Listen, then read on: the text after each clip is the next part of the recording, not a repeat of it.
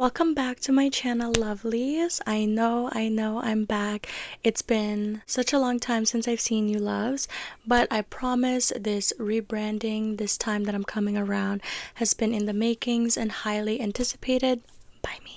I took this year-long break just because I wanted my platform, what I put out onto my YouTube channel, what you lovely see on my Bookstagram to be a reflection of books that I like now, my interests versus things that I used to post that were on my TBR now is not. I have donated those books to the Salvation Army only because I just don't like those books anymore. But I am here to present to you, my loves, my winter book TBR. So, I am a mood reader. I don't know if I've established that yet, but I am. It has its perks, but as a college student and a mood reader, it definitely has its setbacks as well. I decided I would present 3 books that I wanted to read this entire winter. I know the winter technically starts around the last week of December, so you can consider this like mid-fall, early winter book TBR. But I have 3 books here.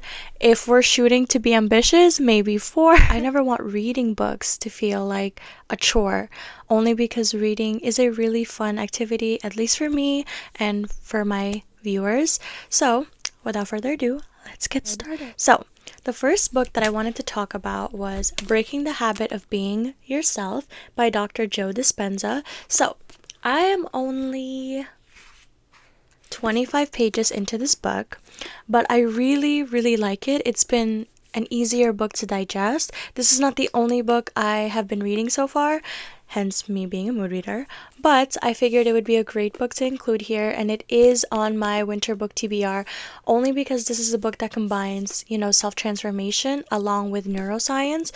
If you are a STEM girly, or if you're just somebody that's interested in how the brain works or how to improve yourself, how to lose your mind and create a totally new one where your inner thoughts and feelings manifest into a better reality for you, how to have those two things be interconnected, this is the book to get. I really like this book because it's very easy to digest so far, and from what I have read, it has a lot of really great quotes connecting the science of the mind and self-transformation. If you're just looking to study more on how the brain works, how it's connected to the body, or if you are a self-help girly, this is the book for you. So, the book that I have been reading since November, and I'm still digesting and working my way through it, is The 100 Years' War on Palestine.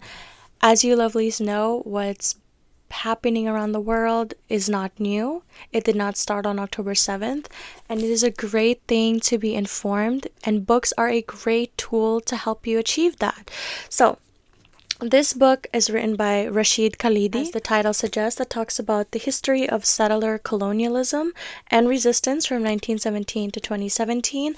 Obviously, this occupation is still happening to Palestine, so this is a great book if you want to stay informed. I have a lot of tabs just because I have been taking it seriously. Reading books that talk about the histories of people's occupied lands, and knowing that there are faces behind the numbers, there are stories behind the displacements, is not something that I take lightly.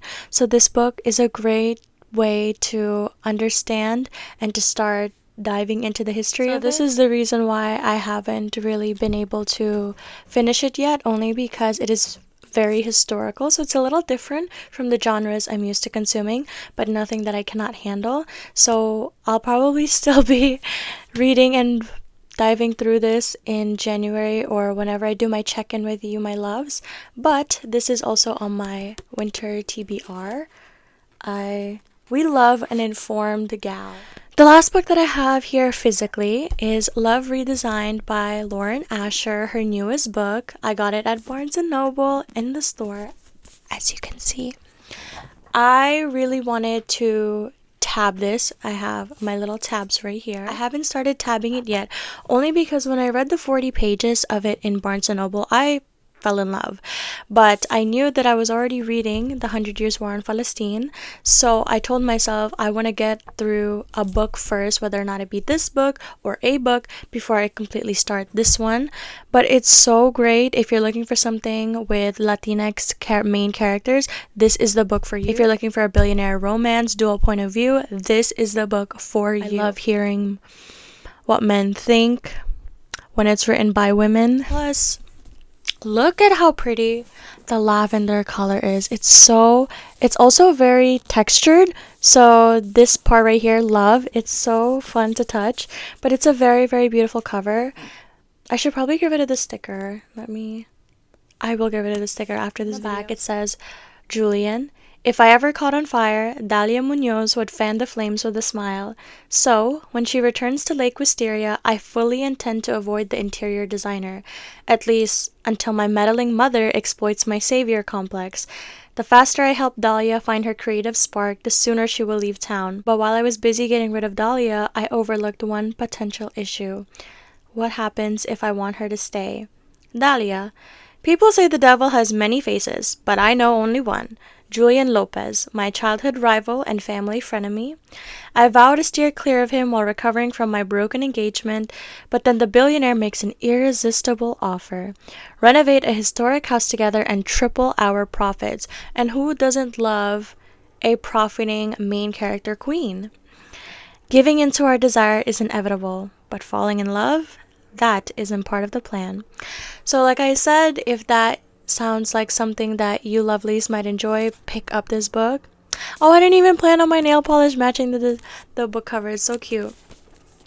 Oh yeah, if you loves have noticed why I didn't tab Breaking the Habit of Being Yourself, this was a book I picked up while I was reading The 100 Years War on Palestine. So it wasn't something I was expecting to really get into. But it is a really great book, and I just didn't want to tab this specific book. I don't know why. There's no specific reason for it, but it is a book that I'm consuming rather quickly. So, like I said, if a holistic approach meets science is something you're interested in, I would say pick up Breaking the Habit of Being Yourself.